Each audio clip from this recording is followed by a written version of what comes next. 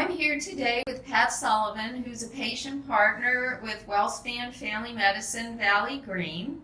And Pat's going to share with you some tips on what his practice did to engage him as a patient partner.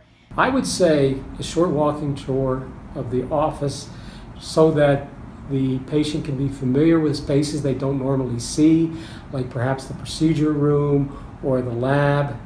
I'd also recommend that the organizational chart for the office be gone over so they know who does what where, and that perhaps even more important, the organizational chart for the larger organization so that it's understood how that particular practice is connected to the specialty practices, as well as connected to the labs and the folks in administration at the health system. I think most of all, the practice manager would call me a day or two before the meeting and would go over what they plan on talking about, send me an agenda, and also send agendas to everybody else, and then asking me to tell her what I would like to talk about. She would also ask for clarifications on what I wanted to talk about, so she was prepared. We had the meetings on Tuesdays from 12:30 to 1:30. Not necessarily the third Tuesday, it might be the fourth Tuesday. The practice manager produced and distributed an agenda beforehand.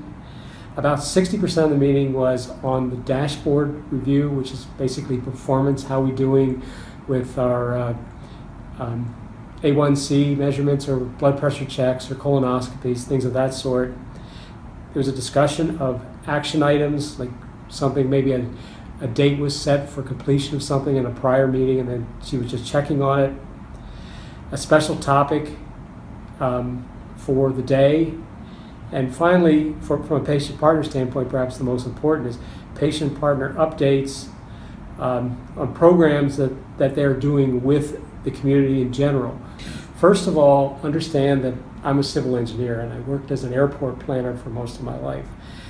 So I don't have a medical background, but I was interested in this, and I'm sure most patient partners are interested in this because of the dynamic and important nature of medicine and medicine's costs and medicine's provision and everything else, and may be the key to the progress of this nation.